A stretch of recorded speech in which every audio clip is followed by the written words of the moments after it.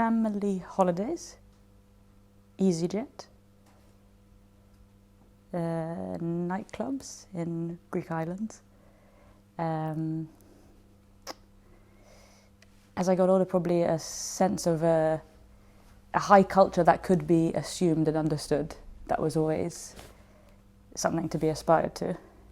And firmly, with a capital O and a capital W, the old world. But an old world that I grew to absolutely love. At one point in the conference, one of your colleagues, Mariana, spoke about how when she went to America, she understood what Europe was. And I had exactly the same experience, hating the fact that in America, when I lived in New York, you could buy food at whatever time. Everything is open always. And I live in Paris now, and I love that lunch is a 2-hour slot, and you can't get dinner before 7:30, and nowhere is open for business on Sunday. So it's a place of structure, but structures of time and work and labour that I think matter. That went into the future, but that's also how my feeling of Europe developed from my past, I think.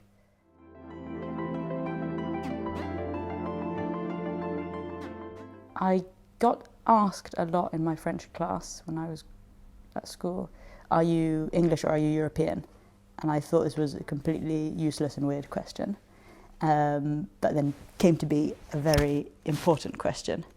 I think the narrative that we've been speaking about a lot at the conference of war solved by the EU, which led to peace, is only a narrative that I started hearing and understanding post-Brexit. When I was growing up, Europe was, I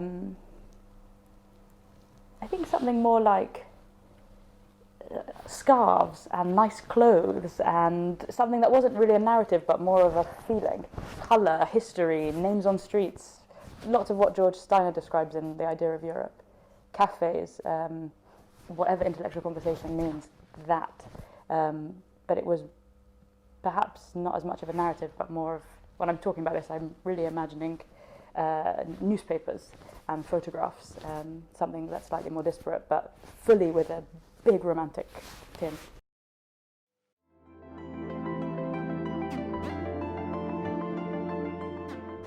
Woody Allen's horrendous romanticism of Europe. So I think that's the kind of, that narrator taken to the extreme, saccharine, absurd version of itself. But there must be earlier cinema that I did like that created that. So Antonioni or Fellini, that's probably more what did it for me in a way that I liked before Woody Allen revealed the operation of someone behind the curtain.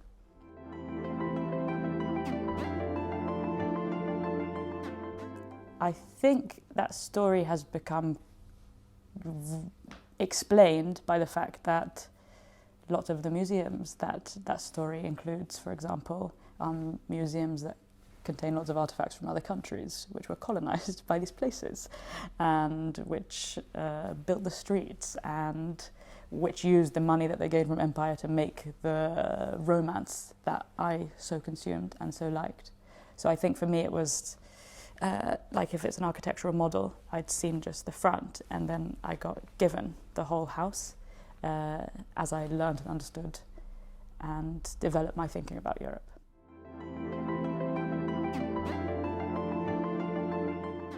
I think the future is in some way for me the only thing that feels like, I'm saying it so tentatively because it is really tentative, the emphasis that, at least in my work, I would like to take with, I think, with understanding Europe or giving it some kind of, giving words to it. By which I mean, it's crazy how much Europe is obsessed with its history. I think that history is important, but I don't know any other continent that's so obsessed with finding meaning for what it is through its history. So I think one of the most useful things about the conference, which was like a bolt of lightning in the final session, but also I felt yesterday in lots of the talks, is that if we looked at the actions that Europe could do, that could be a Europe I could get behind without any of my hazy romanticism of my youth, but which is something that is really pragmatic. Like, I'd like to live in I'd like to live on the internet. I'd like to live online in Europe and not in Russia and not in China and not in America. And that's something that I can get behind. If we harness a lot of energy and a lot of time and a lot of good thinking, I'd probably like to live in Europe's version of how to deal with climate. And perhaps this is a slightly mad block international relations style analysis. But for me, emphasizing the actions that we could use Europe to take could be something brilliant. And in my own line of work, the thing that I have loved about Europe is its funding of culture, which is something that is completely lost in the Anglo-Saxon world. So there's one thing that exists in Europe for me, which is like a saving grace, which is in France, the contrat intermittent, which is the possibility, if you're a theatre maker, but works across the arts, you can get paid when you're not working, because creation takes time. And that's a form of prioritization of culture that is so difficult to find in the UK, and in the US, it's nigh on impossible. So the way arts funding works and the kind of patronage and importance of culture in Europe is something that I could also get behind. But that really is about future action and highlighting existing structures that are useful and perhaps moving them forward, spreading them.